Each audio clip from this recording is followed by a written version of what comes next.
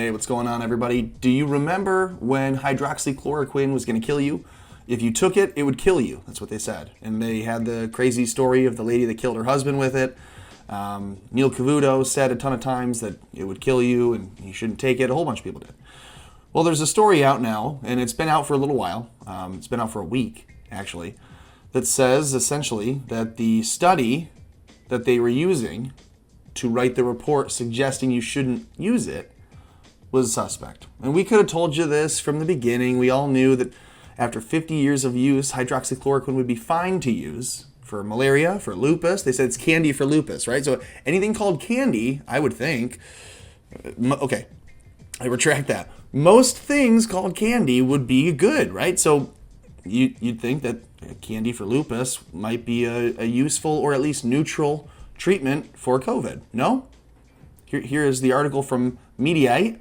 Says the World Health Organization and several national governments changed their coronavirus policies based on flawed data from healthcare analytic company Surgisphere, according to a new report from The Guardian.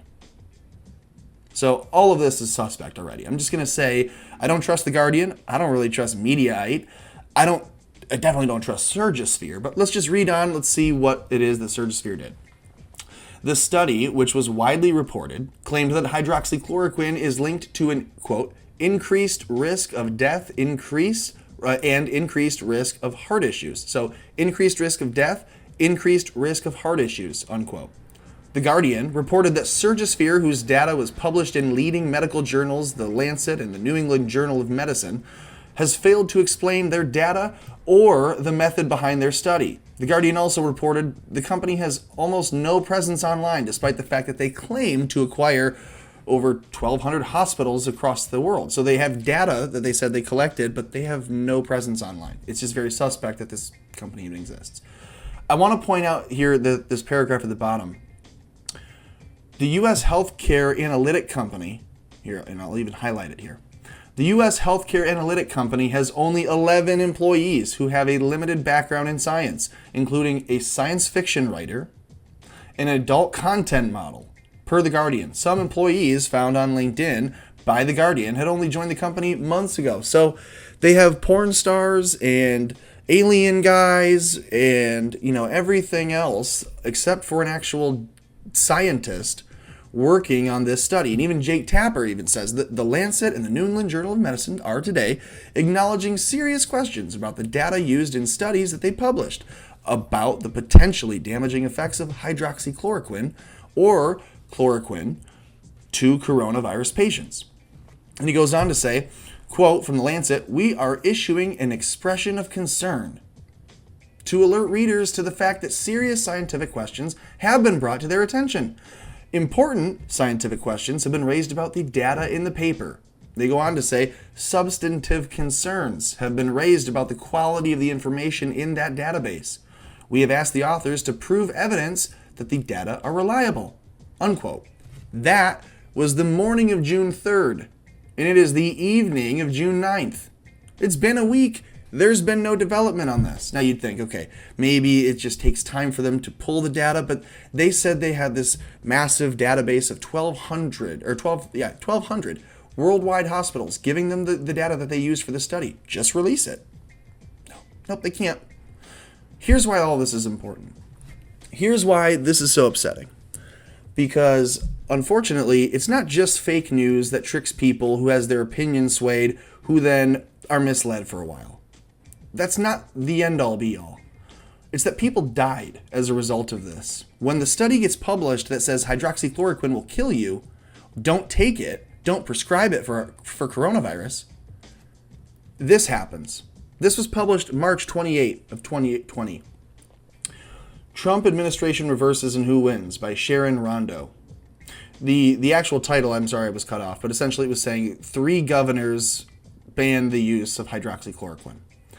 On Tuesday, March 24, the governors of Michigan and Nevada signed respective executive orders prohibiting physicians from prescribing hydroxychloroquine and chloroquine to patients for the treatment of the novel coronavirus or COVID-19 outside of a hospital.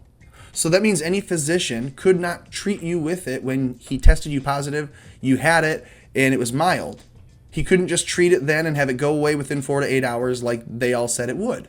Remember the gal in Texas, the physician who said, you'll prescribe the hydroxychloroquine for anything. Call it whatever. Just don't call it don't call it coronavirus that you're prescribing it for, or the lab tech won't give you the medicine. So that is what this is. They're saying, we're just not going to give it to you at all. Both the governor, Steve Sisolak, the Democrat from Nevada, and my governor, Governor Gretchen Whitmer, a Democrat, demon, from Michigan, acted upon recommendations from their respective public health entities, and they're linked.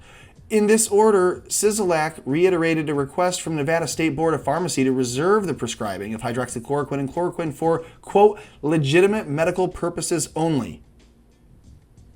Guys, if Michigan Department of Licensing and Regulatory Affairs wrote it receives multiple allegations of physicians inappropriately prescribing it, that's just people narking on their neighbors and friends.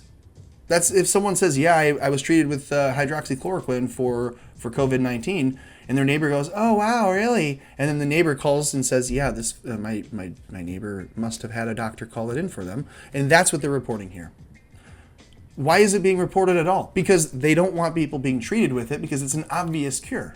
Because it's the one thing that suppresses the shock that your lungs go into when they can't breathe, and it suppresses that reaction enough that you're able to get enough oxygen.